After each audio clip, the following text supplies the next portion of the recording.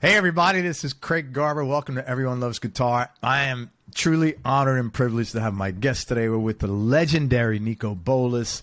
He's a producer, mixer, engineer, and he's one of the nicest, loveliest, brightest guys I've had on this show, and I've had a lot of all of the above, and it's an honor and a privilege again to have him. He's funny as hell. I can't even, you can't see this, but he's over here, and I can't look at him right now because I'm afraid I'm going to laugh because he had me cracking up. So, just quick thank you to Ross Hogarth, our mutual friend, for hooking us up. Ross, thank you very much. I'm going to read a quick bio about Niko. Producer, recording engineer, and mixer. Here's a small sample of the artists he's worked with over the years: Neil Young, Keith Richards, Prince, Bonnie Raitt, Warren Zevon, Jackson Browne, James Taylor, Kim Carnes, Linda Ronstadt, Toto on the 4 album, Barbra Streisand, Steve Perry, Dan Fogelberg, CSNY, Stan Getz, Tracy Chapman, the Waterboys, Robben Ford, who was on this show a while back, Kiss, Herbie Hancock, the legendary Jeff Babko. Everybody's like 5 steps from Jeff Babko in the entire music business. Yeah, he's a fucking genius. He's everywhere. He was on here. He's hilarious. Jeff Beck, the Mavericks, Boss Scaggs, Beth Hart, who was on here recently, Los Lobos, Steve Jordan, and literally dozens of others. We also don't have time to cover this today, but if you'd like to look this up, Niko also founded an internet radio company called Sonic Box Inc., which became IM Networks. His company received 3 patents for streaming technologies because they developed the first internet radio service, which was sold and licensed through the giant electronic company Philips. And basically, they were the first group to make internet radio content available. So, like, you get a radio, like a regular transistor radio, and it would have FM, AM, and then thanks to Niko and I believe his brother and a couple other guys in this company, you'd have internet radio on there as well. And this is back in the late 90s. So if you want to check that out, go ahead. We just don't have time to cover it. Dude, thank you so much for your time. I really appreciate you coming on the show. You're awesome. Absolutely. It's my pleasure. I don't believe that intro. We're just getting started. All right. So your journey into engineering is pretty interesting. You had a fascination with New York City. So you moved there when you graduated high school. A few years later, your dad winds up having some trouble with his paint store business. So you moved back out to LA to help him. You're 21 years old. You get high one night and you listen to a Warren Zevon album with headphones on. Something comes over you and you decide right then and there you want to be an engineer. So if you could, I know you've talked about this before and I apologize, but if you could, it's a great story. If you could elaborate on that experience and maybe the kind of feelings that it evoked in you, that would be awesome. Wow. I guess we're done. That's pretty much it. That's it. Well, I didn't know shit about engineering. Can I cuss on this podcast? There's no. Dude, this is the wild, wild west. You can get as profane as you'd like. Good. You're a New Yorker, sort of. So let's get into it, man. Fucking A, right? Fucking A. First of all, Ross, your fault. Everything is your fault. Yeah, in 75, I went on the road, based out of New York, working on a race car team, IMSA team, sports cars and formula cars. And in 77, I think, 78, I was actually supposed to start the next season for Interscope Racing, which is the same money guy that was behind Interscope Records. Oh, that's interesting. Yeah, he had 0 and 00 Porsches. Wow. Anyways, I came home to help my old man, and I got really stoned with my, Sennheiser headphones, and I was listening to Tenderness on the Block on Excitable Boy, and I just lost it. It was just beautiful and chordal, and I started crying. It was so, I was really stoned. I mean, this is the greatest thing I've ever heard. Oh my God. So I looked at the back of the record and it said produced by Jackson Browne and Waddy Wachtel, guitars by Waddy Wachtel, and recorded by Greg Ladani and mixed, and the recording engineer.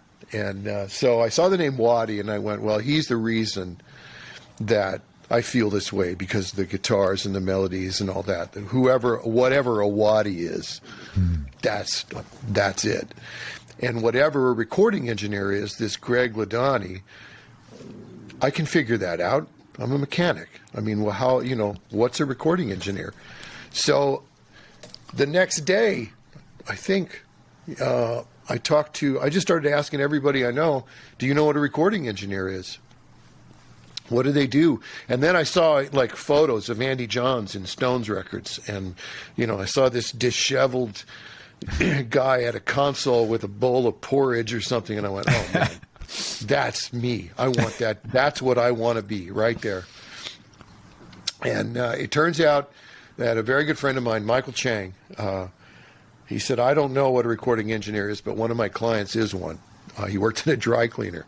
So I hung out at the dry cleaner until the guy showed up to pick up his shirts. That's awesome. And his name was Brad Pinkstaff, and he did the bumpers for movies for Warner Brothers. He used to be an assistant at Sunset Sound. He was an assistant for Bruce Botnick on the Doors records. Wow. And it burned him out. So he wound up just doing trailers and bumpers and stuff like that. So I told him I wanted to be an engineer, and he just laughed. And he said, well, you can help me if you want. And so the first gig I had after he taught me, this is how you load a tape machine. This is how it records, sort of how to align it. Just, turn the knobs up, don't go past this. And I was recording a gospel choir. I was the recording engineer at the First AME Church on Crenshaw. And so there was 4 mics to a TIAC, which was the predecessor really to the Porta Studio. So you had 2 over the choir, 1 on the organ and 1 on the preacher. And I would mix it down to stereo live onto a 1/4-inch tape machine that was half track. It would only go one direction, it wasn't a reversible. So it was a pro little Sony deck. We would mix it live with headphones. Then the next morning, I would take the live mix to a company called Magtech, which was in Burbank. You get there at 8 something in the morning, and you hand them the reel, and they high-speed duplicate 500 cassettes. Wow. They print labels, put them in the sleeves, give you a box of cassettes, go home, take a nap, get up, go to the church that night, give them the cassettes. They would sell last night's sermon at that night's sermon. And these preachers are on the road, and they do 7 nights in every city. Monday through Sunday, and then they go to another city or whatever their schedule was. But there was always these different preachers. So that's where I started recording. I would record gospel choirs and the organ. And there was really nothing to do except keep turning the mic down on the preacher because they get louder and louder and louder. And but it was wonderful. It was recording. I was using reels. It was amazing. So that's how I started. And then hanging out with Brad, we stopped by to borrow a microphone at Silver Lake Recording Studios. And it was run by Steve Malang, is my buddy's name. He was the engineer there, and his partner, Greg Skelsa. They've won Grammys. They did children's records. I think the name of their company was One Song Records, and they would do, A, B, C, D, E, F, G for kids and play and sing along, and they would tour schools, and they had a great career. But it was recording, so I would hang out there, and I told them, I said, I'm a recording engineer for Brad. And again, he just looked at me and laughed because I didn't, I was just prior. I was maybe 21, 20, I don't know, but I was an idiot. And he said, I tell you what, if you can fix the leak in the corner over there. It was the only time it rained in L.A., so it must have been around October of the year of 77 or 78, somewhere in there. You can hang out. That's what we need done. If you could fix the leak, you could hang out. I did. I went to the Ballard Hardware store up on Hyperion in L.A., and I bought a 5-gallon bucket of O. Henry's, and I came back, and I fixed the roof, and I came down off the roof, and I said, okay, the leak's fixed. And I have not been home since. Wow. That's pretty much my career. That's awesome, man. What have you had that feeling many times, I'm assuming? The same feeling that you had that night when you heard God, yeah. Waddy on One. Yeah. It's the most it's the safest, most addictive feeling there is. Right. You know, obviously I had my run with drugs. That was addicting, but wasn't safe, and it didn't last. Love racing motorcycles. That's probably about the same. There's nothing as zen as really racing. Not just going fast in the canyons, but on a track, competition. That's real shit, but it's expensive, and I don't bounce anymore. I break. Yeah. So the last time I raced, I wound up in surgery, and I had to, I got titanium all over the place now and shit. Oh, wow. But you'll be at a console. I'll be at a console. The gift I get is I'll be at a console, and it'll hit a chorus, and I'll suddenly be in the moment. I won't be aware of anything except for the moment and the feeling, the goosebumps, the energy, the universe, the angels, the gods, whatever the hell you call it.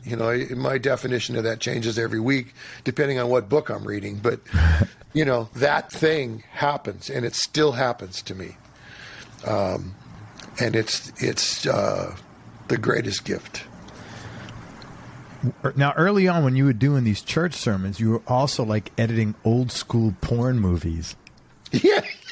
What a dichotomy, man. Like, what a trip. That's hilarious, man. When I heard that, I was like, it's very wow. true. Did I tell you that? Holy shit. No, you didn't tell. I did research, You're Niko Bolas, man. I had to get my shit together here. Oh, fuck. I did. Yeah, I learned how to edit cutting the laughter out of the dialogue tracks on porn movies. That's hilarious. Because in the 70s, in the late 70s, they would, it wasn't, it was Super 8 film, and so they would sort of record just, like whatever, but it was all outtakes, and, you think a regular movie's chaotic. I didn't actually get to watch the movies. I got the dialogue tracks, and what they would do is they would do whatever the film was they were doing, but then they would have a script supervisor, and they would go into a voiceover room with a table and, a couple women and a couple guys that had good voices and a stopwatch, basically, and they would, like, oh, harder, now, no. And so what would happen is, in between the harder, now, no, they would break out laughing. Right. So I would take, this hour of them reading these words and then the bickering between it, and I would edit out the middle stuff.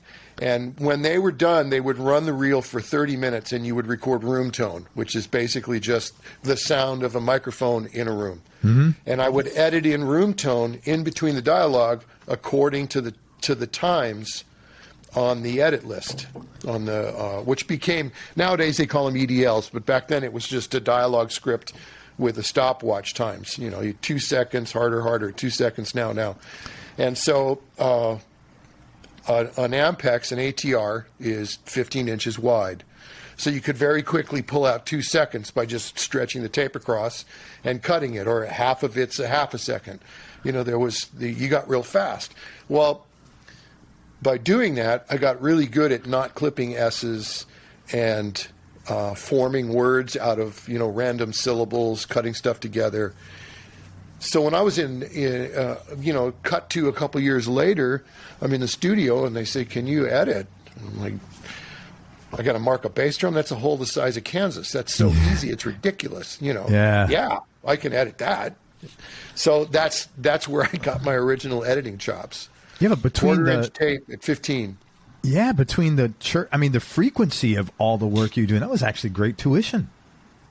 Oh, man, I'm the luckiest guy in the world. Yeah. Because I'm fortunate for so many reasons, but the people that I've had as mentors, as I look back, I could not have assembled a better university,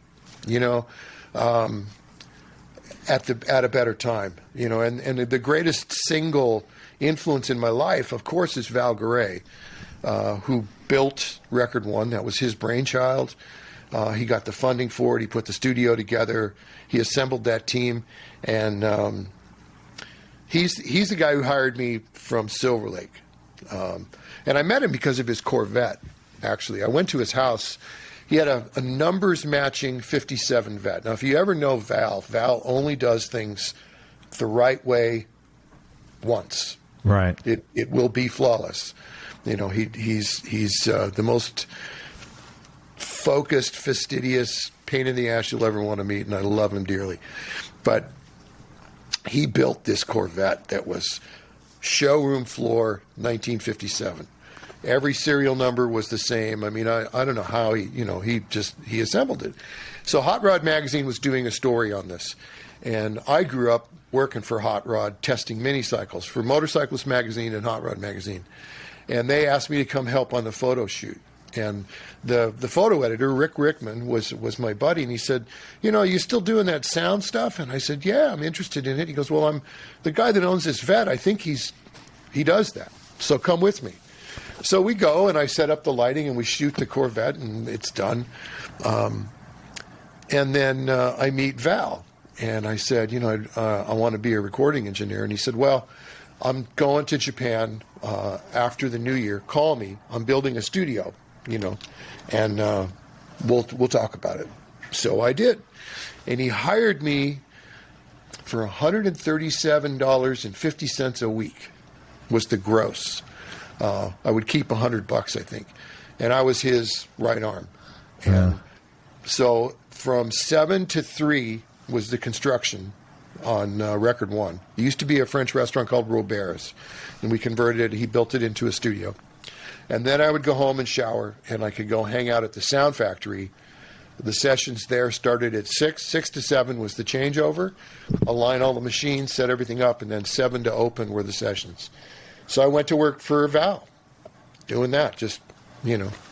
I went to Silver Lake and told him I got a job with this guy. Do you think I should take it? And they said, yeah, he's famous.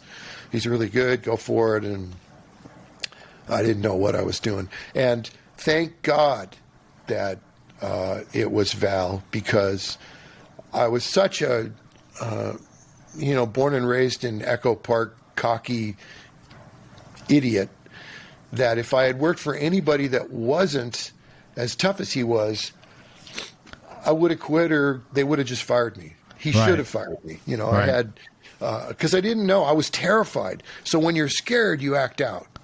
And I was really scared. I mean, I'm in a real studio. But he didn't fire me. He had faith in me, and he would just, tear you down and build you up. It was almost like military. And thank God, because I got grounded, and I decided that I would not quit him. I was going to graduate. And sure enough, several years later, he called me in his office, and he goes, "You're now our biggest client. Go get work." Wow. You're done. And he set you free. That was really cool, because a lot of people are with an agenda. They're like, oh, I can, this guy can bring, can be helping me out. But he set you free. That's a really cool thing, man. No, Val, yeah. He's an amazing human being, and I owe him more than I can ever express. Most of it, maturity and emotion, because I went through so many, the stuff that you go through in your 20s, especially, the way I coped was I did drugs. So, he even tolerated that and would tell me when I was going too far, pull it back, whatever. It was rough seas, but he didn't fire me. So, let me ask you a question about that. During this period of time, now, like, you can look back and say, man, he really believed in me. Did you get that sense back then, too, that, like... Hell no. Okay. Hell no. Sometimes 'cause- I kept working for him out of spite. Are you kidding? Yeah, right. I am not going to crack. There's Right. no way. Right. Yeah, no, I didn't know. Are you kidding? I'm just now becoming aware of it. But I have always and continue to call him on his birthday, which is coming up, May the 9th, and on Father's Day every year. That's really nice, man. That's cool, man. So Val cuts you loose. What was your first break, and how did that come about? Well, I was the house engineer at Record One, and the first really big record I think I did. I co-engineered a Dolly Parton record with Val in like 1980, I think, or 81. And to this day, she's still probably one of the greatest artists I've ever worked for. Just the most amazing, immense, positive, talented human beings you'll ever meet. Unchanging.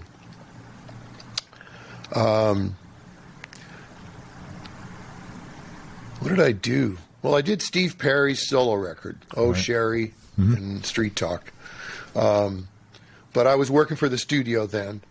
And then I went independent and I got hired to co-produce Warren Zevon's record, which was psychedelic for me because Warren Zevon was the reason I got into recording. Yeah, right. And then he's doing a record, his first record, cleaned up, and I'm working on it.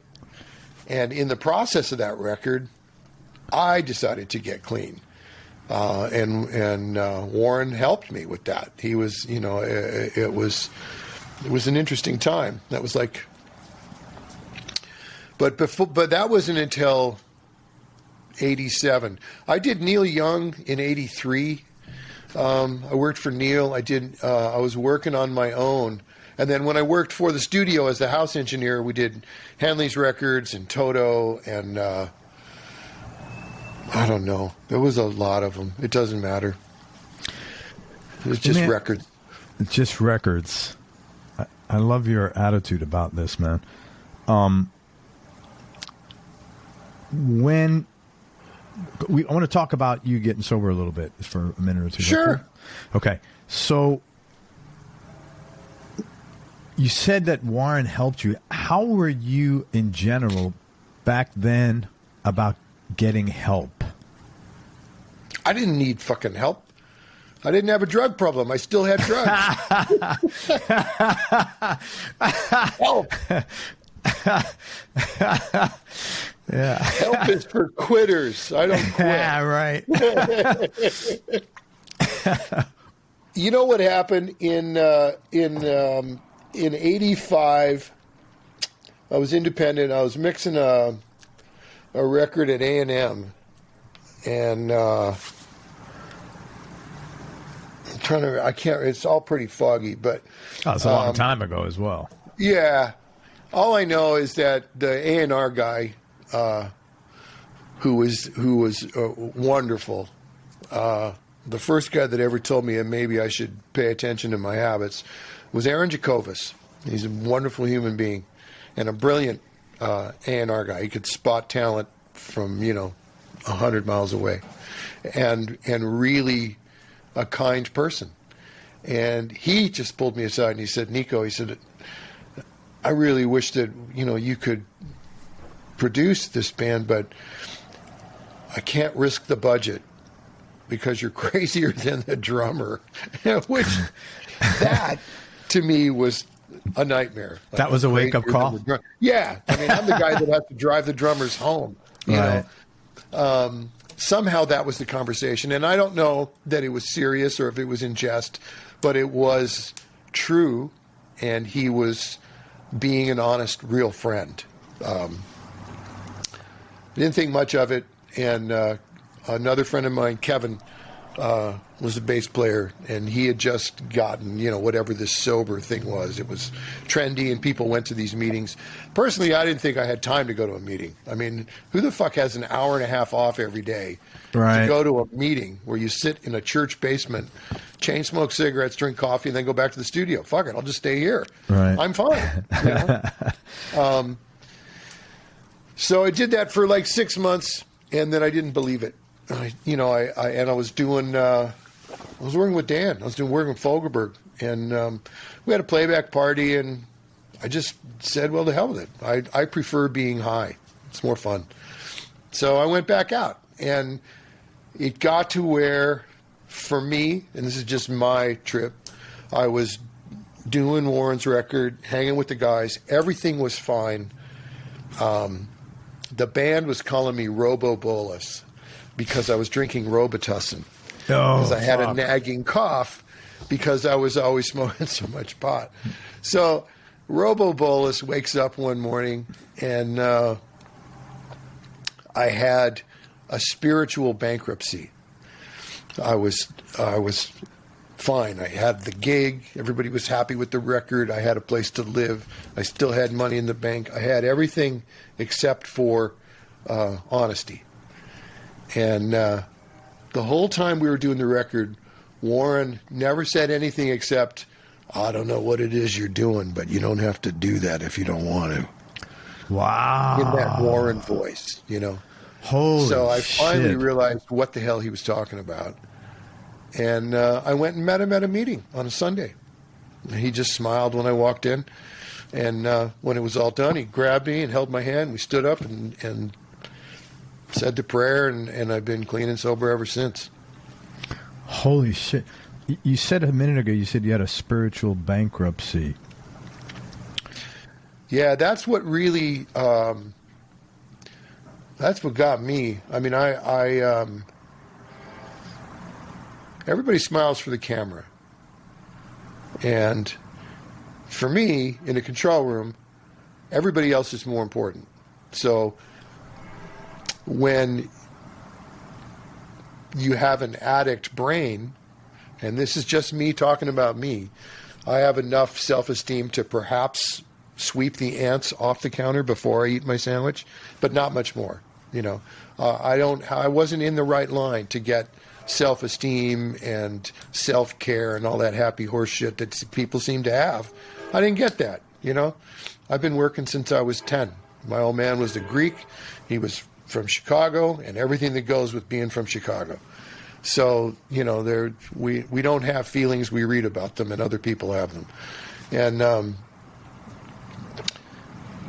it just stopped working inside. I looked in the mirror, and I was looking at me lying to me. I could do a line, get back up, go to the studio, and be on for everybody, but it stopped working emotionally, spiritually inside. That was the bankruptcy. And when that happened, there was nothing I could take, snort, or drink that would alleviate that awareness. I always knew it was there. So why not try what this guy's talking about? Yeah. Wow, I give you a ton of credit because when you're You don't give somebody credit for grabbing a fucking life raft. No, man, because plenty of people don't grab it. And, when you're that detached from your own emotions, it's fucking hard to say, hey, man, I need some help. Especially coming from the environment where you came from, where it was like, hey, man up, get your shit together and get to fucking work. Yeah. Asking for help. And I understand this because I grew up in the same sort of environment. You don't ask your dad for help. It's like, fuck you, I'm busy. Yeah.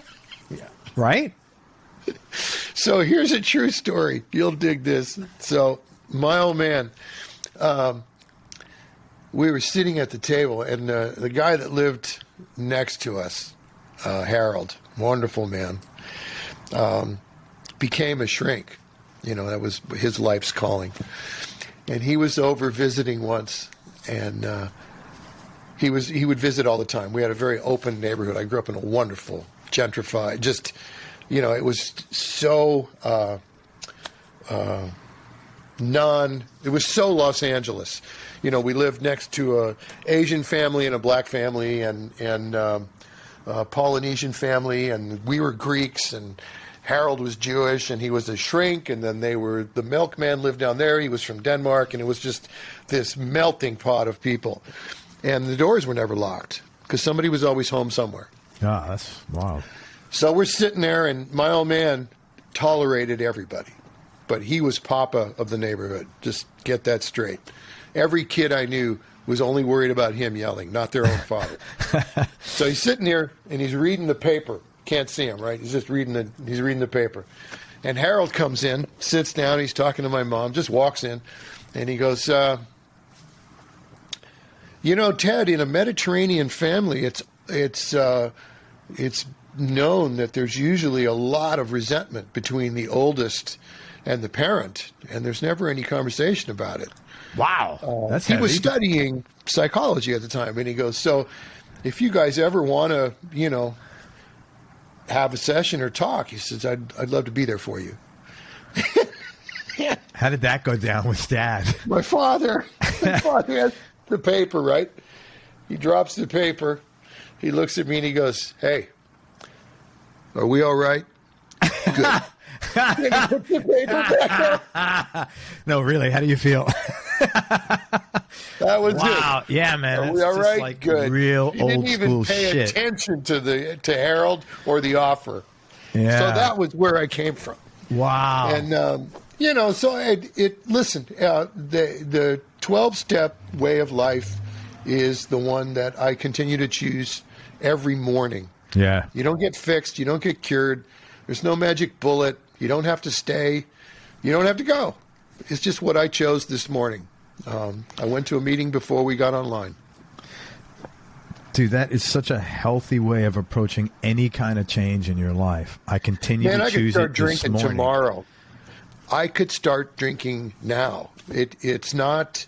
I'm certainly not well, and I didn't get cured. I just have to learn to pay attention, and it's okay to be a human. And Jesus, I don't know. I mean, the older I get, the more childish I realize I have been. Are you good about forgiving yourself that? No. But I read about it.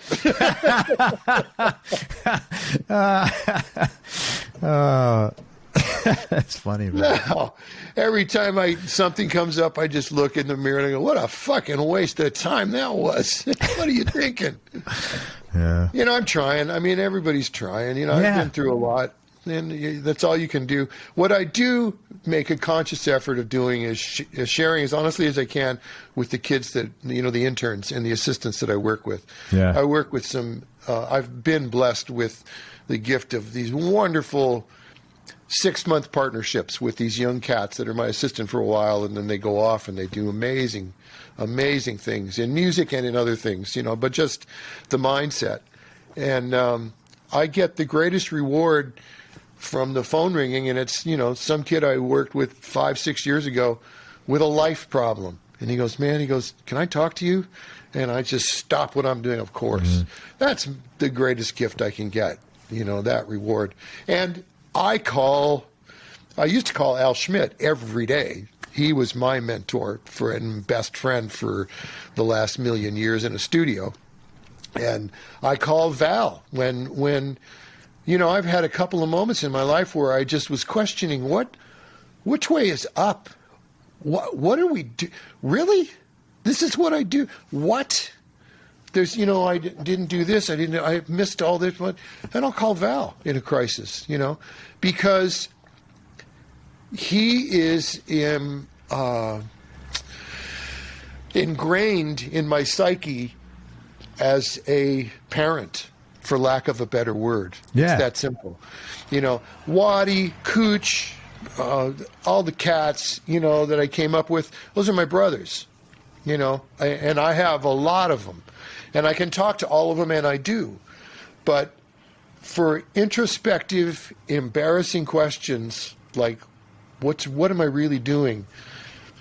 You know, if Val's name shows up on my phone, I'm nervous to answer it.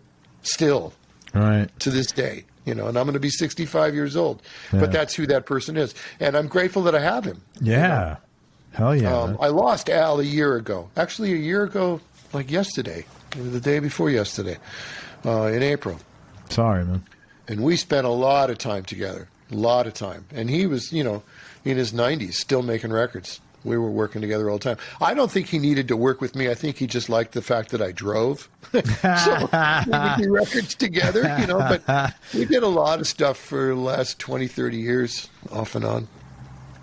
He was a good guide for me. And all I'm saying is I hope that I can be that for other cats, you know, and other people, women or men. You know, there's a lot of young women that are becoming engineers that are not only facing the self-doubt that you do as an engineer and the art of engineering, but they got to be, they're girls, you know, or they haven't decided if they're a girl. I have one kid that I work with that is a they. And I just, you know, I tell them it doesn't matter. No. Nobody gives a fuck. Yeah. They want to make sure that the food's there on time and the microphone's working and that they can sing their heart out and you can play it back. Right. That's all I want to talk to you about. The rest of it you'll sort out. Man, thank you so much for talking about this. This thing, I continue to choose this every morning. It might be one of the best things I've heard. So I think there's a ton of wisdom in that, and it takes a lot of pressure off when you get to choose something every morning instead of having to say, fuck, I got to do this forever. No, you don't. You don't. I just would rather cope with today sober than my memory of high. Yeah. And the one blessing you get with a program, whatever you choose, it could be a church, it can be a Taoist society, it can be a 12-step group, it can be whatever. But what happens is when somebody comes in that's new, you get reminded of how you got there. Yeah. And that's the gift. And then you can, you know, try to give back. I mean, my whole gig is bringing cookies to the meetings. That's the only reason the guys talk to me. I bring cookies. Thanks, man. Niko, thank you. Honestly, I really appreciate your fucking candor. Thank you. Ah, my pleasure, man. I want to talk to you about a couple of people you work with. If you could tell me how you connected with them and a cool or interesting story about working with them. Let's talk about Jeff Beck. You worked on the Emotion and Commotion record. What was that like? It was easy. Vinny Colaiuta showed up. Said that Jeff doesn't like the drums. What can you do? I set him up, gave him a good headphone mix, hit record. And that was the whole ba-dum-bum. That was it. That's it. You know, the engineering's really easy. Getting talent in front of a microphone is really hard. Right. Engineering's easy. Just That's make sure you're in record. It doesn't matter what mic you use or where it is or whatever. If somebody's inspired, you're going to have a good recording. Right. Can you hear the train? I do, man. What kind of? fucking cool. That's wild. What is that? Like a? Well, my space here is at a loft in Ventura, and I'm right by the railroad tracks. So that's. I listen really loud. My neighbors complain, but I don't have any insulation. The windows are open. Trains, the motorcycles go by. There's a bike shop across the street where they work on Harleys all day long. Yeah. I just ignore all that shit and watch VUs. I don't really need to listen anymore. If the needles are moving right, it must sound okay. I think it's B&O Railroad or Monopoly. Yeah, it's the Route 1, you know, the Starliner or whatever it's called. Yeah. It goes by, you know, like a dozen times a day. It's so funny that, like, when I'm in New York City, I hear cop sirens. You know, when I'm talking to guys in the city, I hear cop. Oh, you know. We used to mix records. We had a studio called No Tech in Steve Jordan's loft. Mm-hmm. And I put my tube console in there, and we just cut all these amazing grooves. I spent a lot of time with Steve at No Tech, you know, trying different things. And we would hope that the sirens would sort of be in key and would sort of be in time. Because when you listen to those records on headphones, you hear all the shit that's happening down on 14th Street. It was crazy. That is wild, man. Keith Richards, how did that come about? And what did you do with Keith? You did several records with him, didn't you? That's interesting. I got, and here's, if you choose to look at it this way, and I do, the universe will do things in your life that you won't understand, but there's a reason. So, I've always been a huge Stones fan, Keith fan. Waddy, of course, raised me in a control room. You know, used to give me the minute Waddy and I would wait till everybody would leave, and then we would hang out in the control room at Record One or at the Sound Factory and play records. And he would say, "How did they get this sound? How do they get this sound? Figure this out. Figure this out." And I would. And then if we would do a session, I would try things. So that was my sonic, education. And Waddy's doing a record with Keith. Fucking A. So I got a call.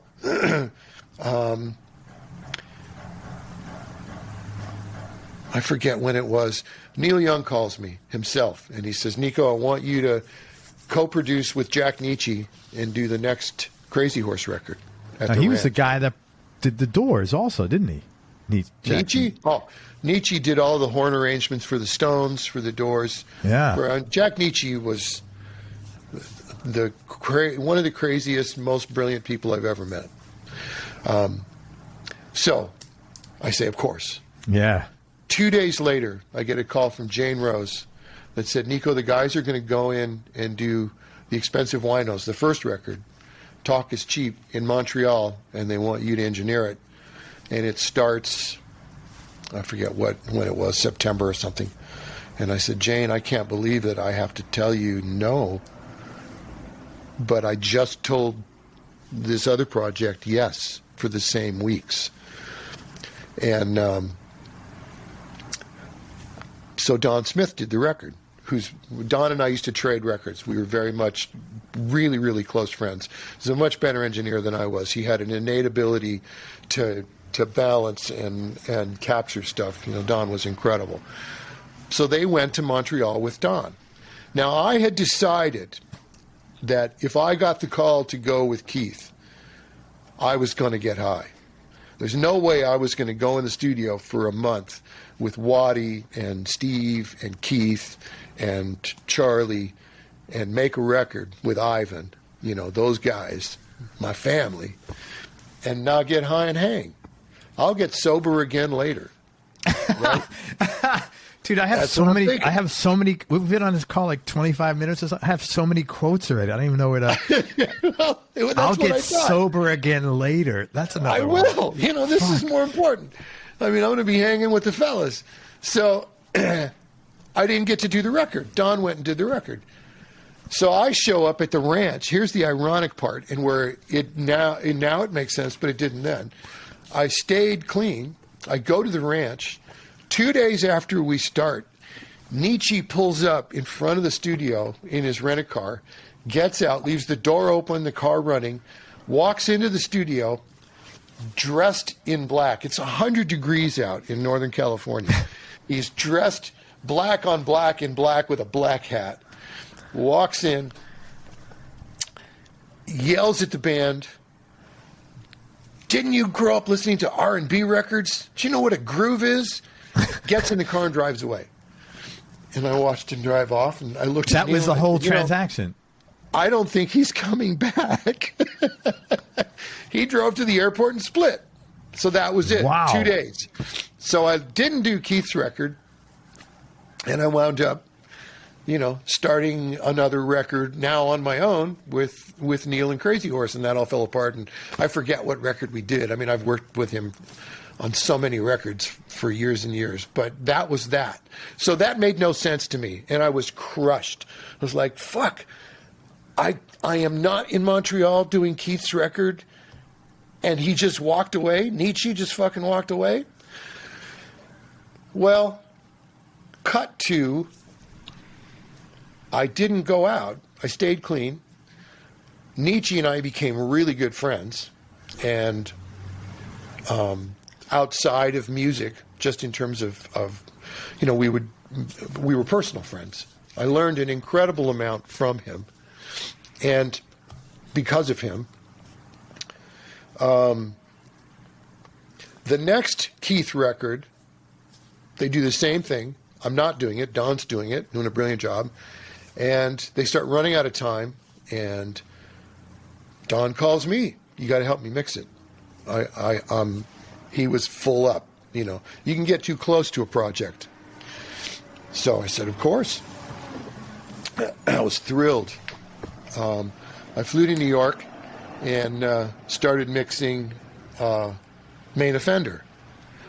And the psychedelic part about all of this is, by then, I was so used to being clean, and all the guys knew I was clean, that I didn't bother having to hang. I just was there for the music. And when I realized that, it all made sense in terms of my personal life. Why you didn't get the first one. Right. All right. Because I got to work on my heroes, plural, because Waddy and Steve Jordan and Charlie and Ivan Neville, those are all heroes. They're musicians that are at another level, to me. They're not just musicians. They're connected. I got to work on their stuff solely for the music and who I was, not who I was trying to fit in and be. And it was great. That's so cool. You said that the universe will do things in your life that you don't know why at that time. Let me ask you this. What were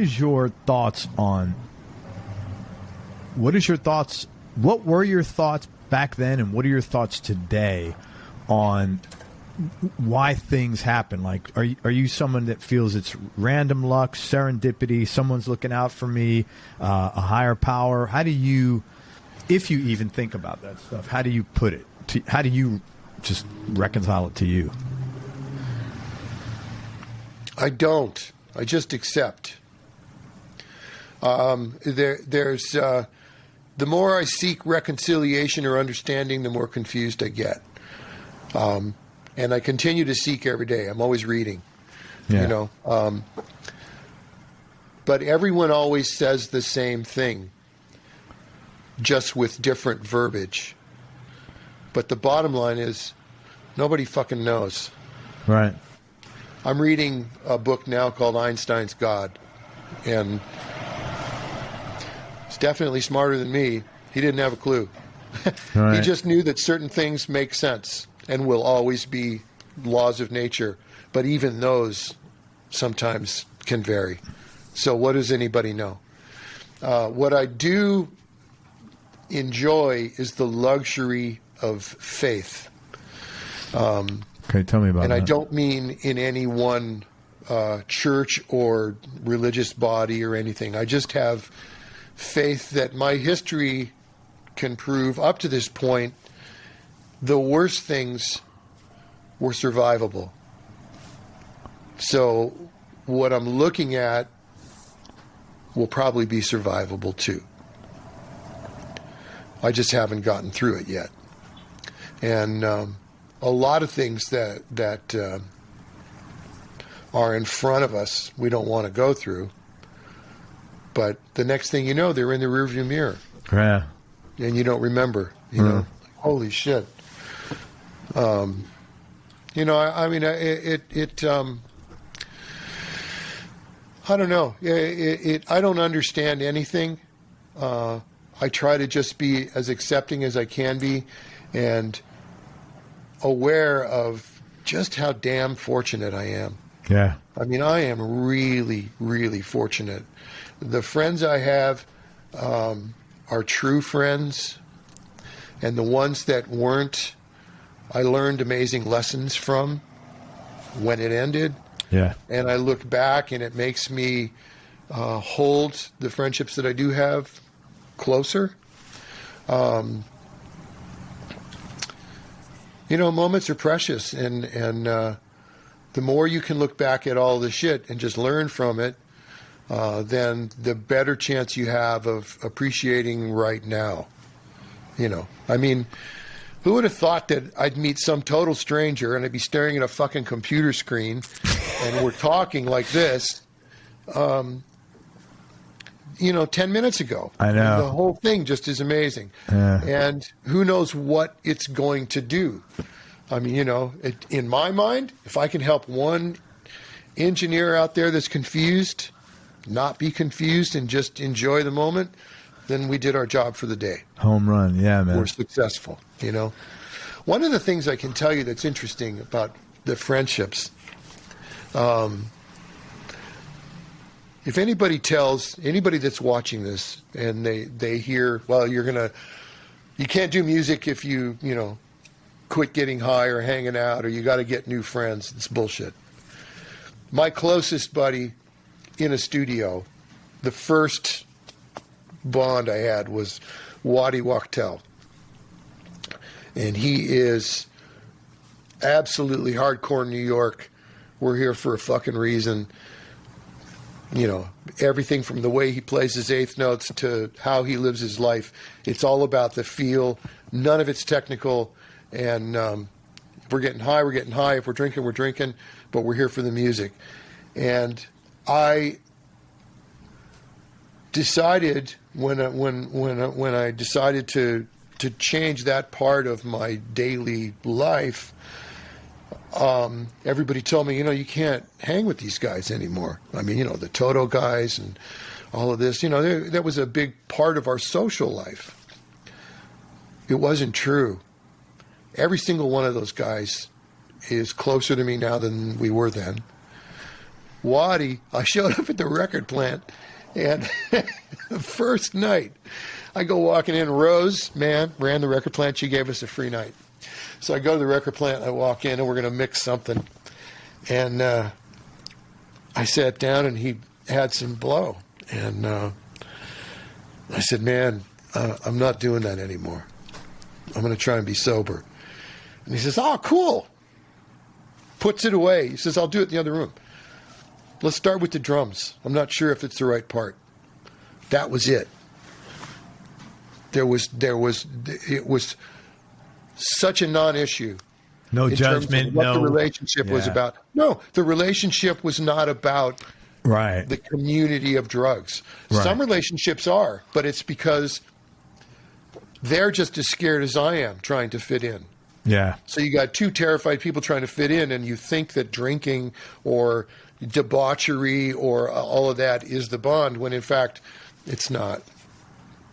All those cats, the guys in Toto, Lukather, Steve Porcaro, all of them, they've been the biggest supporters of whatever my choices are. Always. The friendship was real, and that was the greatest lesson I got. That's a great barometer, man, for you to see what's a real relationship or not. Oh, Cooch, all of the, I mean, it just, J.D. Souther, he was like a hero of mine. He was the lanky cowboy that could, he was the Jack Daniels commercial, for Christ's sake. Right. And I was like, oh, good, you're getting your shit together. Cool. Can you cut something for me this weekend? Yeah. It's like, wow. They That's are great. my friends. They really do believe that music is first. I wasn't wrong. And that's wonderful. To learn that you could stop there. I love what you said. I enjoy the luxury of faith, too. That was... It is a luxury because you can lose it quick, man. And I have. There's things that, this is... We're talking about music, but in terms of my life, a lot of shit's gone down that was deep. People die. People get really, really sick. People get really, really injured. I've had to care for them many times, My best friend was paralyzed from the neck down till he died because of a construction accident. I mean, I've had members of my family I've had to take care of in hospice, and, all those things happen outside the control room. The only thing I choose to remember is what's in the control room. Everything outside the control room is usually a clusterfuck, and I'm not sure how to deal with it. If it's in here, it's okay. But if you have faith in the the universe or the Great Spirit or the higher power or whatever you choose to use for a definition this week.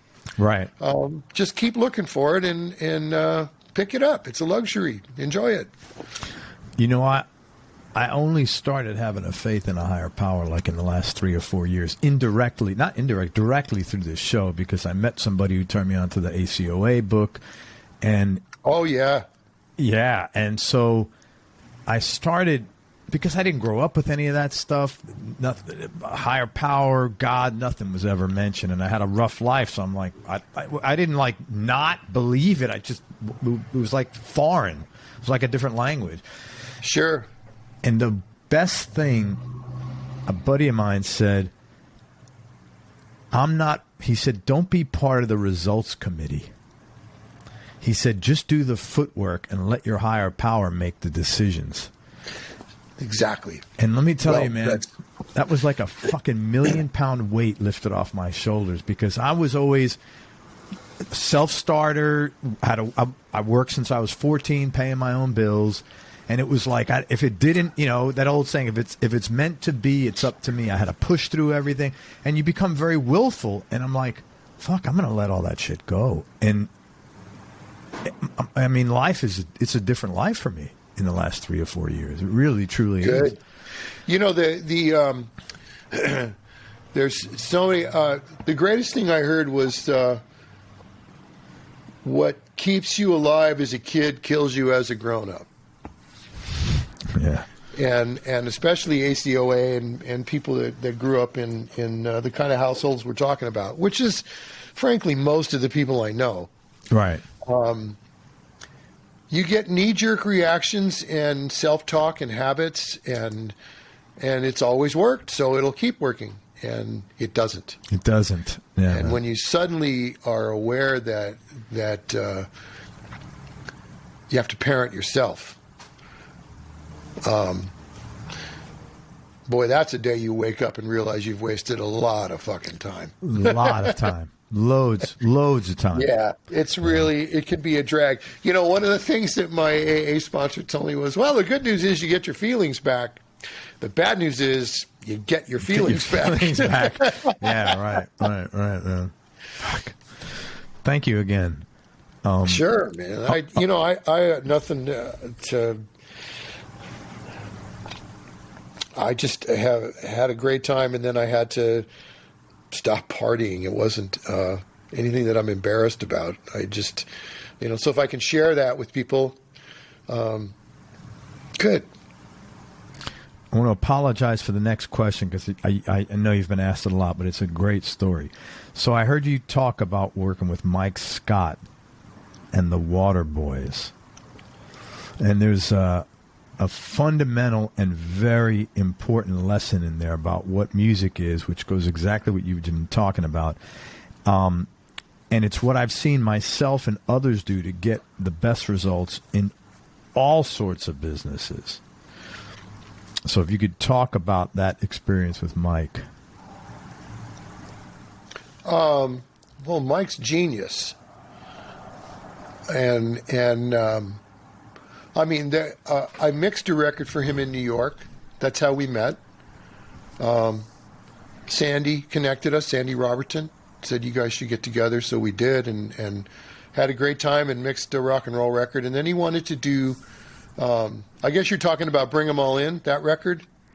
One? Forget what it was called, but Bring 'Em All In was on it. Well, anyways, what happened was we went to, we agreed to do this record, and it was cool, and I flew to Scotland. That's the story, yes. Yeah, so I go to Scotland, and we go to this really nice studio in Glasgow, and it's expensive, and, we're doing all of the correct stuff. And it's a really emotional record, and solo acoustic. He played everything, little keyboards, whatever. And we just had everything that you're supposed to have. It was like, a Gear Sluts museum. And, a gear sluts museum. it was, you know, it was like we had the big expensive Neve and we had this and that and all this stuff. And I, after a week and a half, we sat down and I said, you know, it's perfect.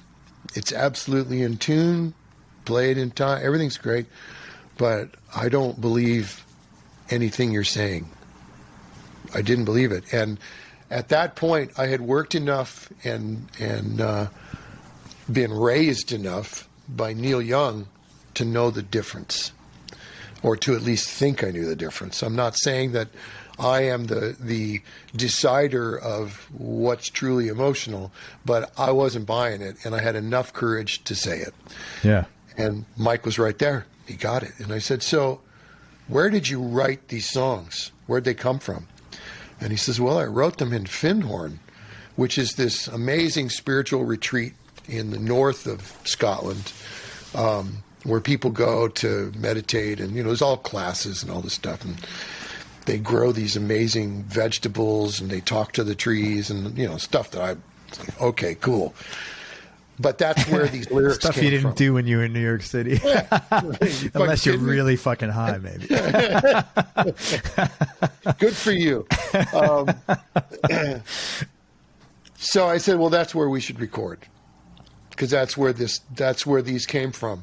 And so I rented a couple of microphones and an Atari tape machine and a Mackie console and some speakers, and drove it to Findhorn, and we set up in the basement of the recreation hall. And Mike was 100% on it. He got it, made it happen. We get up there. I set up this stuff, and he performed from his heart. And it's one of my favorite records. It's ridiculous, you know. So that's the story. I mean, you know, you can. It's that you're only as good as what's in front of the microphone. Brad told me that the first day I went to work for him in the gospel church. And you can take a Radio Shack mic and put it in front of somebody who is belting out inspiration. And if you play that back and you get goosebumps, you will always get goosebumps. You got a performance. Right. You can take a $20,000 Telefunken 251 that John McBride personally knows the serial number of, and it's been hand polished with, you know, the super high test gold foil cables, and put it in front of somebody who's just phoning it in, and you're going to have the most well recorded, boring piece of shit you've ever had in your life. Right on, man. It's all about what's inside. I thought that was a great story. And Mike is that guy. You get him to be honest, and he will rip your heart out. I think that's with everything, though. Isn't that like, I mean, I'm a consultant, a marketing guy, and the businesses that I've seen and people that are most successful, they're just doing something because they like it, and it happens to work. Oh, look at Neil Young. Yeah. He has never paid attention to what anybody says. Ever, yeah. He's just being true to his muse and trying it. See what happens. So, you know, my only rule is hit record, then set up the microphones, do it in that order. Knee-jerk reaction. Niko, top 3 musical experiences you've had. Top 3 musical experiences. First one was listening to Warren's record and deciding that this is what I want to do. The second greatest experience I probably have had was Don Henley's Building the Perfect Beast. Every night, Andy Slater would come to the studio and play Sunset Grill, and then play Frank Sinatra, Summer Wind, in that order, just every night. We loved Sunset Grill. We were so proud of it. We would play it just to remind ourselves why we were there before we drove home, or, you know, stayed up. And he would always play Summer Winds. Andy Slater is just one of my favorite humans, and those are moments I'll never forget. And probably the most monumental, holy shit, this is my life moment is Children of Destiny. It's this record I did for Neil. I didn't do it for him. I was fortunate to be part of. It was an orchestra conducted by Chris Walden with his charts. Promise of the Real plus Micah Nelson as a rock band with Neil. Both rooms at Capitol. So we had the strings, full string orchestra in B, doors open, brass in A, rock band in the middle, Neil singing live a song called Children of Destiny. And we did it the day after my mom's memorial. I went in the studio and cut that. And I had Schmitty with me and Steve Genowick. And it's complete chaos. And in actual fact, everybody's so talented. My only job, I joke, on a session like that is to make sure that Al's oatmeal is hot when he gets there. Yeah. If I have it down to that, everything else is happening. Everything works, right? The charts have been delivered, the cables are all working, the mic, the headphones, everything's fine. And it is.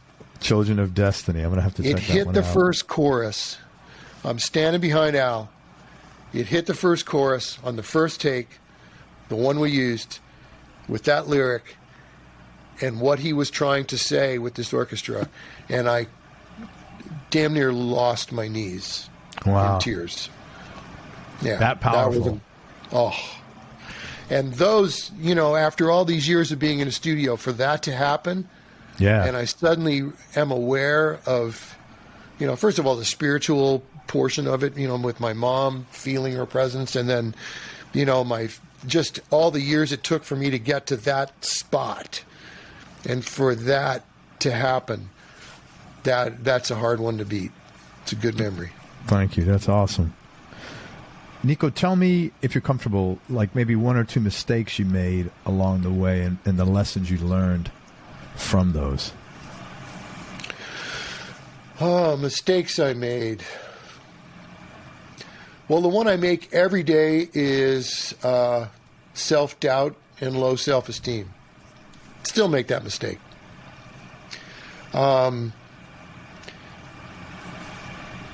Stupid mistakes. I erased one side of the drums once for about 2 bars, and Greg Ladani very quickly cross-patched it and monoed it for those 2 bars and saved me. Embarrassing mistakes. This is classic. Huge Glyn Johns fan. It's fucking Glyn, right? Yeah. I'm producing. I'm like 29 years old, and I'm doing this record for CSNY, and I don't know what I'm doing, but I think I know what I'm doing. And we just I had put a 72-piece orchestra on this song called, I think it was Nighttime for the Generals, or I forget the name of the tune. Graham Nash booked an orchestra because I had an idea to use an orchestra.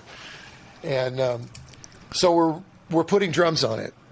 And I've got Joe Vitale out in the big room at Studio A at A&M, with the big bird out there, Herb Alpert's room. And it's a 7-minute song. And Vitale's out there playing. And David Anderle walks in with Glyn Johns. And he goes, Niko, Glyn would like to, meet you and have lunch. I think it was one of the first times I'd met him. And all of a sudden, everything... I couldn't hear shit. I was so terrified. Glyn Johns was in my control room. And I'm, I'm in charge? What? So, man, it's good to meet you. I put on my game face, and like school, I go up to the console, let's talk back. All right, Joe, let's knock this out. Boom. 7 minutes. Plays it perfect. Walk over to hit locate on the machine. I forgot to hit record. Oh, my God.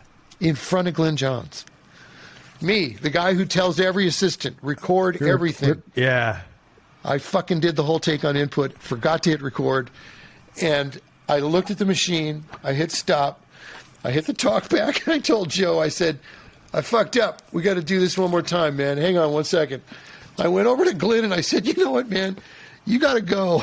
I said, I'm too nervous with you around. Dude, good for you, man. He laughed so hard, and we became great friends. But how honest, dude? You know what, man? You're honest. I'm getting. It's weird. Every time I meet great people, I think, man, everybody. But like your honesty, is fucking awesome. Who am I going to blame 7 minutes of nothing on? But that's what else can you do? Hey, man, I'm really nervous. You got to go, dude. I mean, that was Glyn fucking Johns. Yeah, but what's wrong with that? You made a mistake. Nothing. He taught me a lot. We became really great friends. I got to spend time with him in England at his house. One time, Jack Joseph Puig and I were there at the same time, and Glyn and his brother Andy hadn't talked in 10 years because Andy was still really out there and Glyn was angry with him, but their mother, I think it was her 80th birthday. So I was producing and I had a long weekend off, and so I went to Oxfordshire where his house and studio was, and Jack was there working with Glyn as his engineer. And it's early in the morning, and I remember this little kid comes into the kitchen. I was getting tea. He had this, I forget what they call the stove, but it heats the whole house. It's like always on. Yeah, I know exactly what you're talking about. So I'm making tea, and this kid comes in. He goes, "Can you help me with my father?" And I said, "Sure." And it's Andy, and he's off of an all-night flight from Tokyo. He's fallen out of a fucking car, and we get him in the house, and I'm like, "Wow, Andy Johns, what a trip!" So that night, in the drawing room, and that's what they're really called, there's a giant snooker table, and Andy Johns and Glyn Johns are playing each other snooker and trading stories. And wow. Jack and I are sitting against the wall, kind of pinching each other. Is this really happening? Did you hear that? Did you hear that? And they're talking about, well, when I was doing Zeppelin and you were doing the Who, and then you had to go in and do this. I mean, just, you talk about the level of history and stories. We had nothing. These were the guys. Wow. For what we do. And there's me and Jack Joseph, just like sponges. There wasn't a word those guys said that we weren't soaking up. Wow. Check it out. Yeah. That's great, man. Great story. 2010, after a short stint in Nashville where you were not having much fun,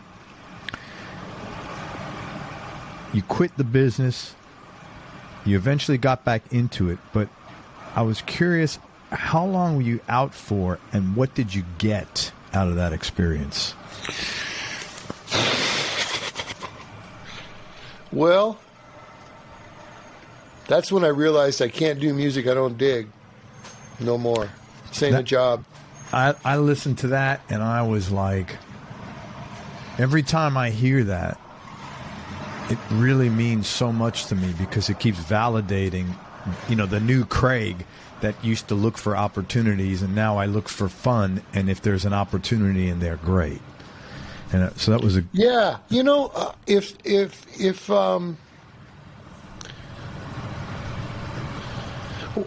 one of the things that I'm aware of, and I'm by no means practiced at it or have an understanding of it, but there is something to be said for intention. If you have an intention and you truly feel it, your needs will be met. And that has always been true for me, and it's more true since I decided, since I left there. When I went to Nashville, I had been through kind of a family upheaval in New York, and I decided I'm going to go be a professional, and I bought a house in Nashville, and I had a room at Blackbird, and John McBride rolled out the carpet for me. He's the most wonderful friend, and but I just didn't dig what I was doing. The tunes, the style of music, the process, all of it, it just wasn't honest, and it was starting to really be a trip. And so really in one day, I just bagged it. And I called my friend Chris Wagner here in California, his nickname's Wag. He was in a band called Mary's Danish, bass player. Is he English? Is he the English guy? No, okay. no, he's from Pacoima. Okay. It's as far from England as you can get. I sold him everything I own. I said, get an intern, find out what the wholesale cost is for everything. I got a Fairchild, I got an EMT, I got a tube car, I got all this shit. I put it all in my motorcycle trailer. I left, I drove it to his studio in North Hollywood, unloaded it, and he paid me a little bit every month, and I just put the money, I gave the money to my mom. I was her reverse mortgage. Right. And I said, I'm done. You know, it'd been 35 years at that point or whatever. And, but I couldn't do that for a living. That was two things wrong with it. The first, it was like punching a clock. And the second thing was I was punching a clock in what I loved, which is a control room. And I can't do that in this. This is my home.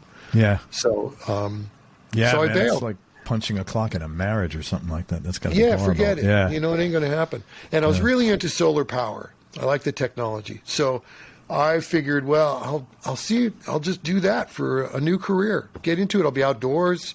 I went up to Paso Robles, met with a guy. We were going to start a solar company together. And I was going to do two things. I was really interested in battery technology.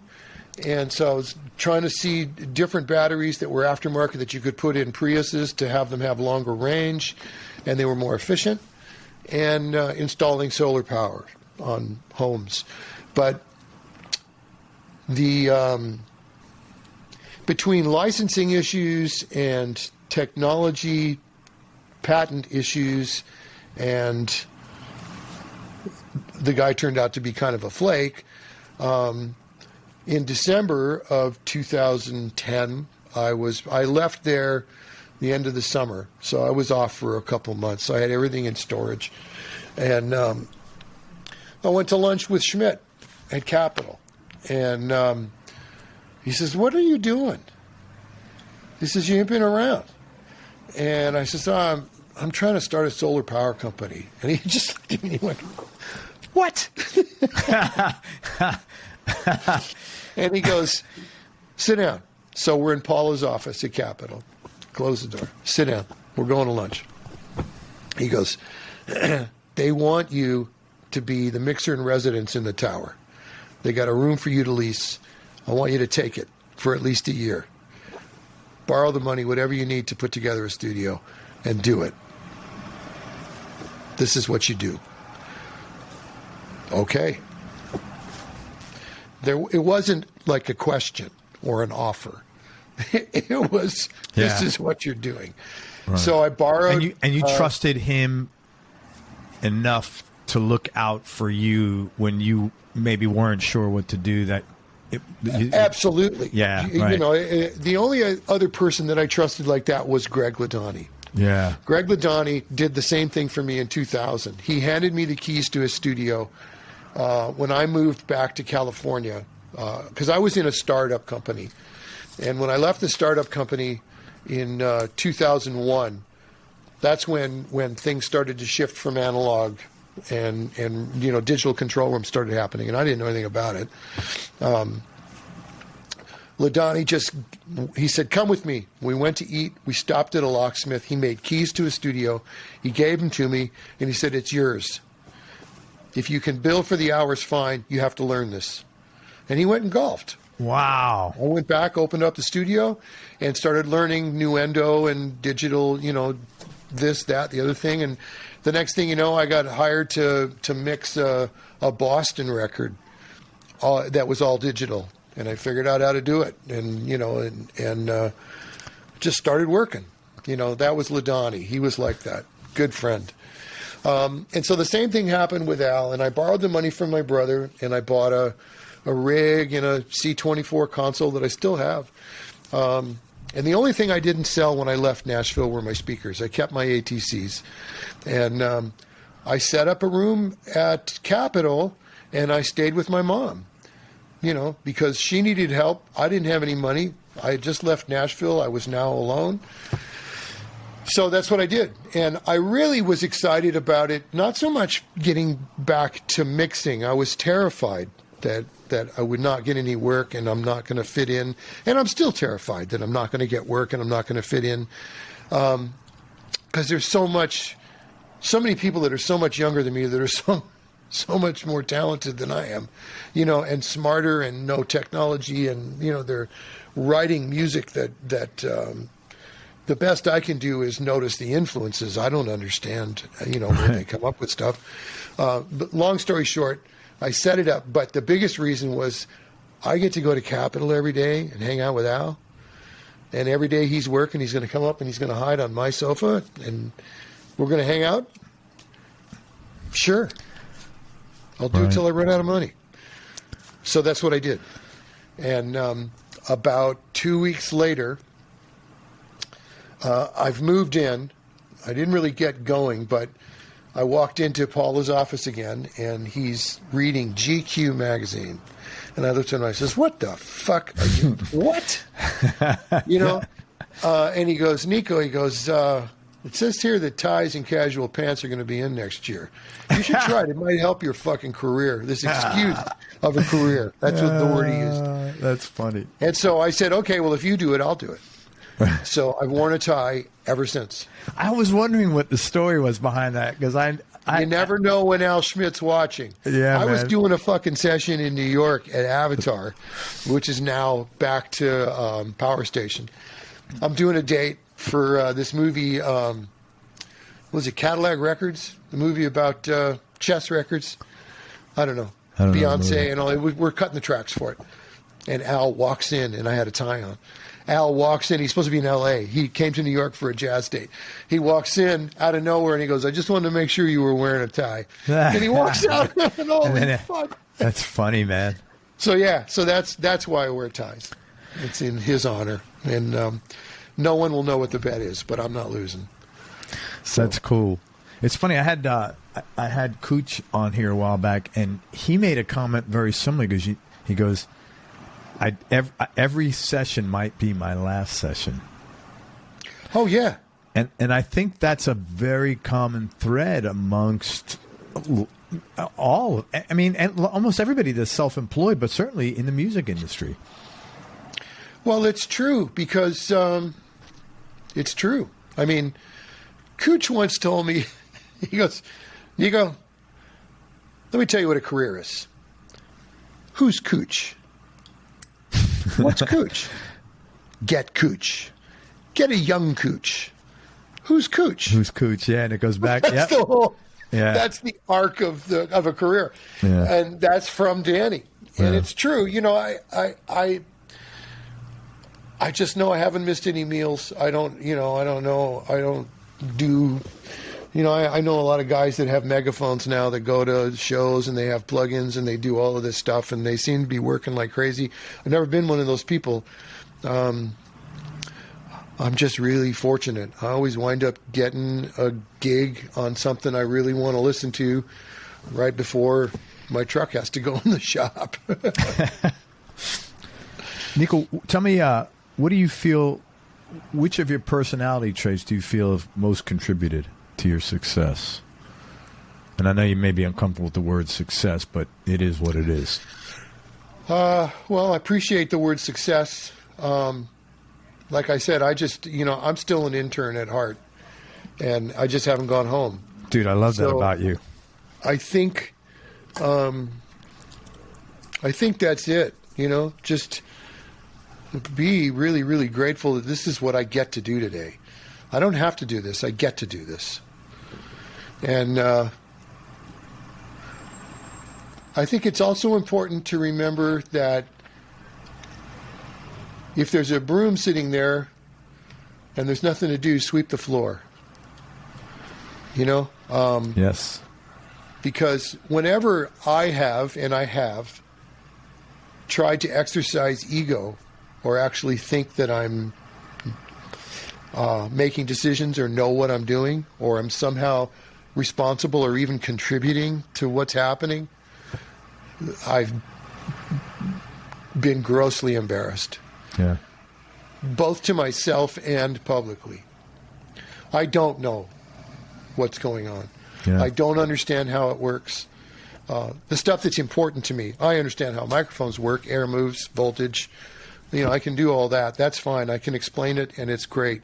But what we really do is be privileged enough. This is just my personal opinion, okay? And it's really, it's almost embarrassing to talk about it, because I have friends of mine that laugh at me constantly because I'm so shishi-foo-foo about it, and they make records. You know, Jimmy Iovine once told me, he goes, you know what the difference is between me and you, Niko? The affectation intended. Yeah. He goes, you make records for art. I make records to buy art.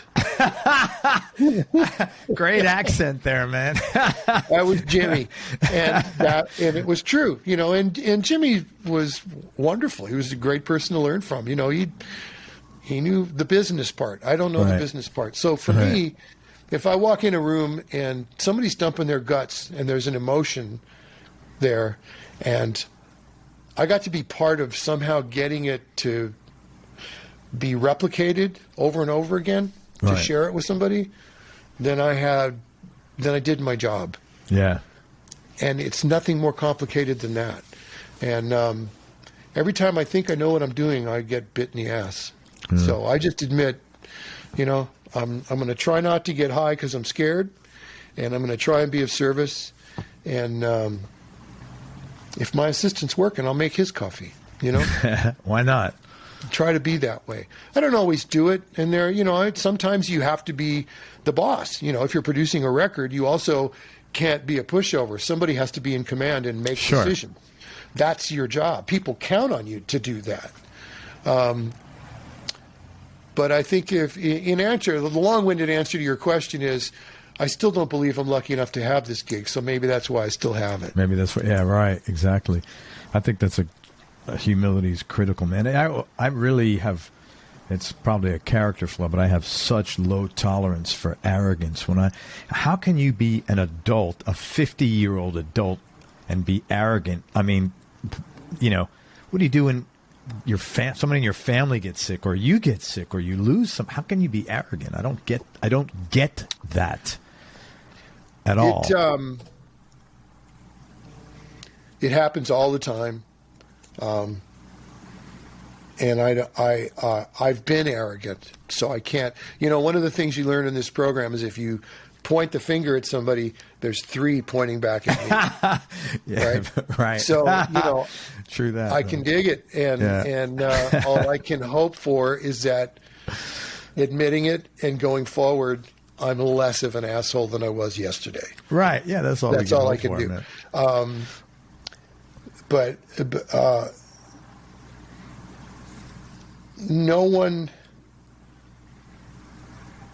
I don't know. All I do know is the people that I am in awe of mystify me, and they're true artists. And for me to even be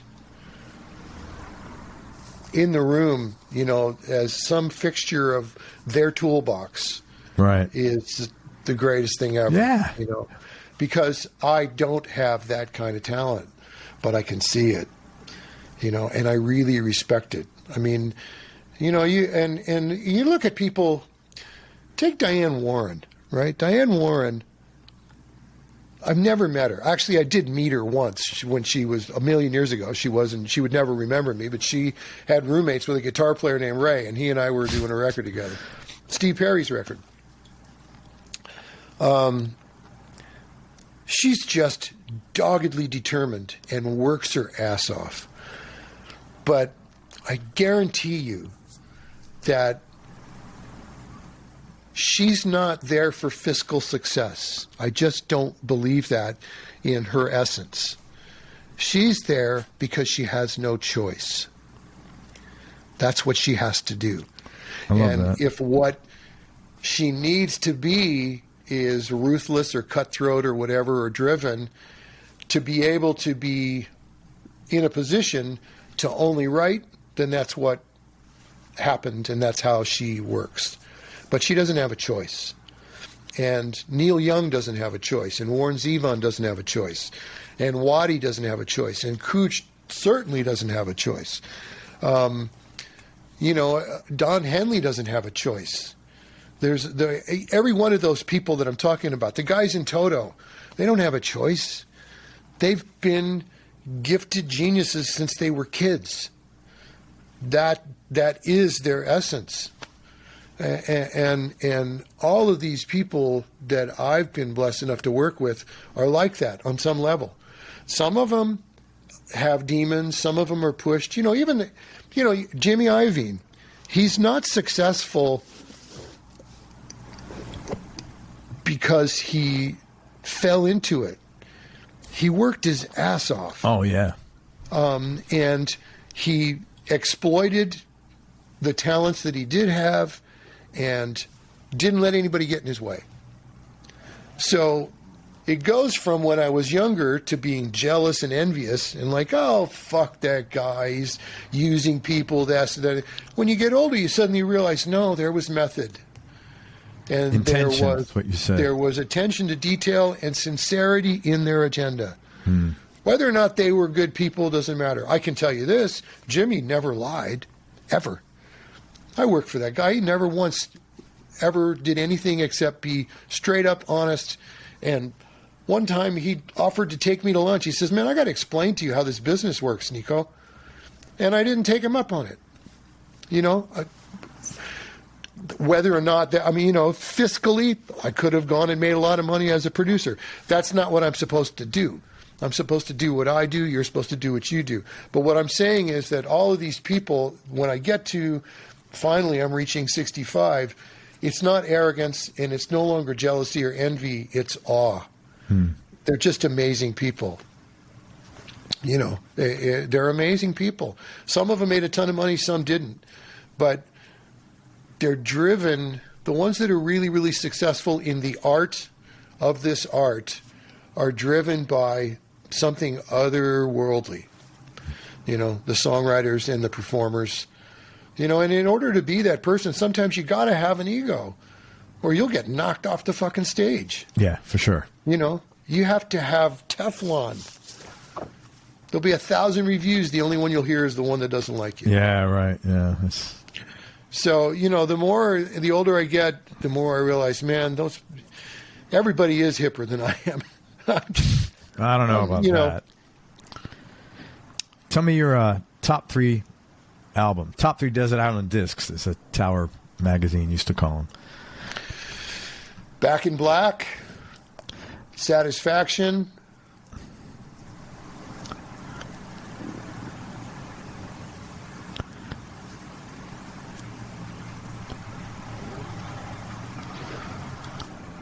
third one is so Mozart. hard.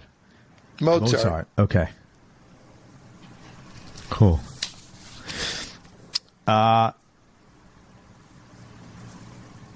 do you think is the best decision you made? Stay sober. Yeah. Today. Dude, that's a huge, I'm going to put something similar to that. I love what you said here, man. I continue to choose this every morning. What a relief of pressure. I'm going to make sure I tell my kids that because not about sobriety, about everything. It takes the pressure off, man. No, it's true. Huge. All right, it's a tough one, Niko. What do you like most about yourself?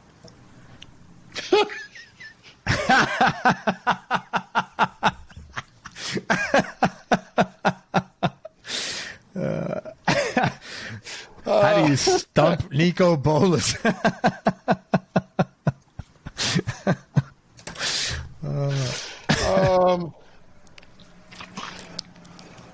I find it very funny when I crash really hard. I guess if there's anything about me that I find humorous, it's that I'm not afraid of hay bales. No, when I used to race, man. I used to dirt track. Hay bales. Dig it. I used to dirt track race, and they line the corners with hay bales. So when you go in too deep and you're way out of control and you can't make it, you hit the hay bale. Sure. So to me, I figure, well, I won't know what too deep is until I hit the hay bale.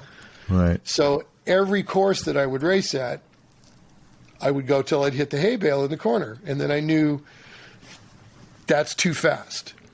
And then it got to where the guy that ran the track put a bullseye with the name Niko on it on the hay bale. So that's probably the one thing about me I like is come on, hay man. bale with my name on it. No, you gotta dig on this one, man. You gotta have. I don't answer. fucking know, Craig. Yeah, man. I don't know. I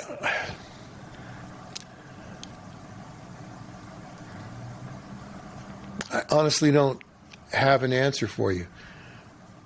Everything about me is a work in progress, to be quite honest. I've never felt accomplished or successful or finished or worthy or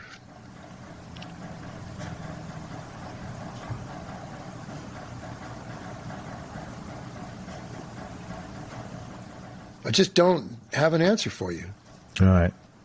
Fair enough. That's about as human as I can get, man. I mean, I just, there's I haven't got a fucking clue. Well, can I tell you what I like most about you? Besides your hair, which is like really fucking impressive. I got to be honest with you. Can we just start with a go fuck yourself and then move right into it? No, man, I tell you. I'm not good with this. I know you're not, but I love your honesty, man. I love that you're genuine. That is like the older I've always been attracted to people like that. I think I've always been a person like that. It's been important to me. But man, when I see somebody open up like that, that's like you've given me your gift for today. And I thank you for that. Very much. Yeah, man. No, that's how I feel. So thank you for that, man. Happiest moment or happiest time in your life?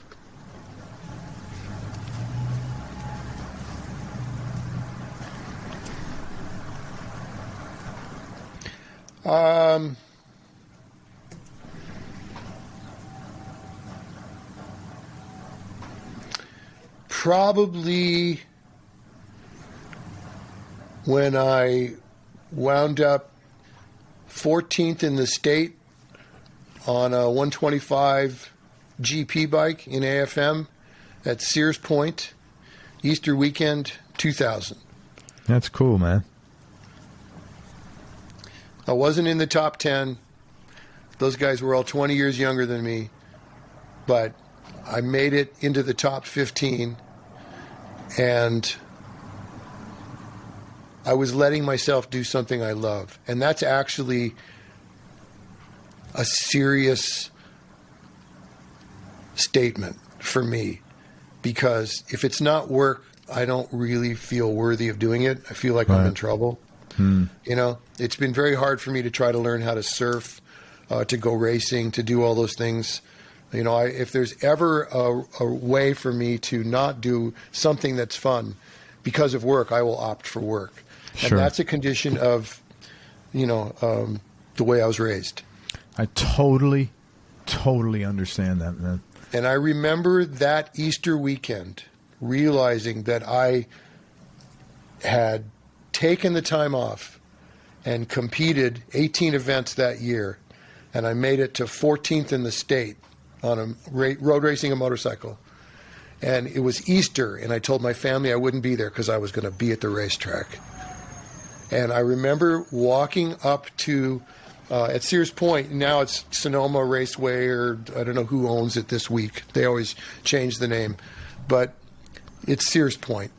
I was in Sonoma, and I walked up to the top of turn, I think it was turn 3. There's a fence up there, and just looked down at the track and realized I'm here. I'm part of this. And I got on my knees, and I thanked God. And at 43, you finished 14th. That's pretty damn good, man. For the year. That was the best part. Yeah. It was hard fought. It was great. I made some great friends, and I crashed a lot. I got 3 shattered collarbones, titanium in my neck, bad back now, ripped all these fucking, whatever the rotator cuff things are out. Oh, that is really Those are from the hay bale accident. Every time I see a race now, I'm going to think of the Target with Niko in the middle. Oh, yeah. There is nothing I've ever consumed that is as focusing as racing. It's the single greatest thing I've ever done. Do you still ride your bike? Tracking really amazing bands is a second, but there's a zen that goes with racing that I just have never experienced any other time. Do you still ride? Just for enjoyment? Not at all. I can't. If I damage this, I'll be paralyzed. It's held together by a titanium plate from crashes. I don't ride anymore. And also, once you've raced, like seriously, not that I was a winner or I was a champion, but my intention was racing. Street riding has no interest. It's just a way to get hit by a car. Yeah, I've tried commuting. I had a BMW. I'd ride back and forth to Capitol. I've had Harleys. I've raced Harleys. But once I got into Grand Prix racing and seriously, like just a small bike, but it had one purpose, and you're racing against 30 other guys that all weigh less than you do. We all have about the same horsepower, and we're talking, bike length distance. It just, it's like nothing else. A few more questions left, and I just want to thank you for everything, man. You're so cool. My pleasure, man. You're so fucking cool. Toughest decision you ever had to make, or most difficult thing you had to do? Toughest decision I ever had to make. I had to let go of some friendships. And that was tough. But again, it was in the last several years, and it came with the wisdom of age and admitting that I was a people pleaser. Here's an interesting thing that I learned. If you're people pleasing, you're lying. Straight up. And once I realized that, I had to change a couple of relationships. And that was hard because I missed those people. You're lying to yourself, you mean? I'm lying to them. To them, yeah.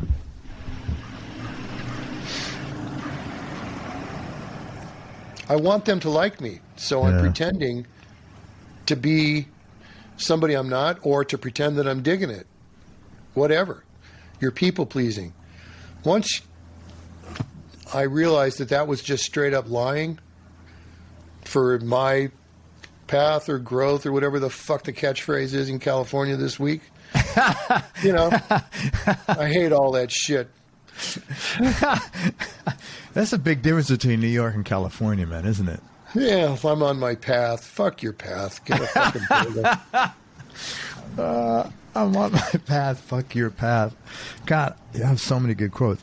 Most fun thing you've ever done, and you might have said it with your racing, but...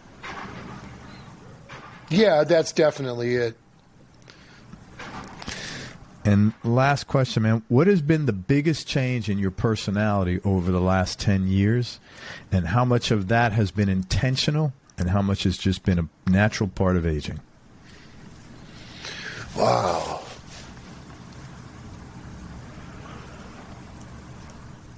Trying not to be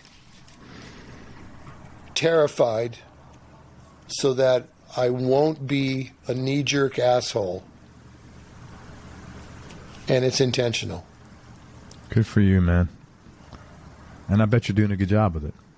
Well, ask my assistants. I know the answer. Man, I can't thank you enough for anything. Is there anything I could promote? How do people get a hold of you if they're interested in working with you? Oh, just call me. Niko Bolas. Niko Bolas. Good. Do you have a contact form on neeks.com? I don't know. Probably. Well, just go to neeks.com, neeks.com. Yeah, you can just send me an email. I think there's an email address on there. There's an email address for your assistant or for a woman. Cindy. Yes, I think He's it's the one who Cindy, doesn't tell me how much I make. Right. Well, good. Well, just contact Cindy. Go to neeks.com and give her some information. What do you send Niko some of your music so we could see if it's a fit or what you're looking for and stuff. Just send me an email through there. You don't have to send me music and just that shit. Send him an email through there. I want to just go over some of these brilliant quotes you have. I can figure that out. I'll get sober again later. I was spiritually bankrupt. I was looking at me, lying to me. I continue to choose this every morning. I mean, this is just like, you're like Yoda of the music industry, dude. I enjoy the luxury. I'm serious. I don't even know what to pick here. I enjoy the luxury of faith. I mean, this was good. The university will do things in your life you don't even know why at the time. I mean, dude, I think there's a book inside of you, man. No, there's a book with you. I've already forgotten all that shit. Is there anything else I could promote or any way I could get word out there about you and how awesome you are? No, fuck, I'm just me. Somebody wants to meet me, they can. No big deal. All right. You know, the people that you interview, man, I got to tell you, I'm honored to be here. This is fascinating that anybody would even give a shit what I've done. I'm honored to be here, man. You're like an awesome human being, and thank you very much. You too. Man, thank you very much. Hang on a second, let me wrap this up. And again, thank you for everything. You've been great. Everybody, thank you so much for listening. If you enjoyed this, share it with all your friends. Thanks very much to Niko Bolas. Again, he's done a lot of things we didn't have time to cover. We'll do a part 2 sometime maybe. And most important, man, remember that happiness is a choice, so choose wisely. Be nice and have fun. Till next time, peace and love, everybody. I am out, Niko. Thank you for everything, my brother. My pleasure, man. I'll see you later.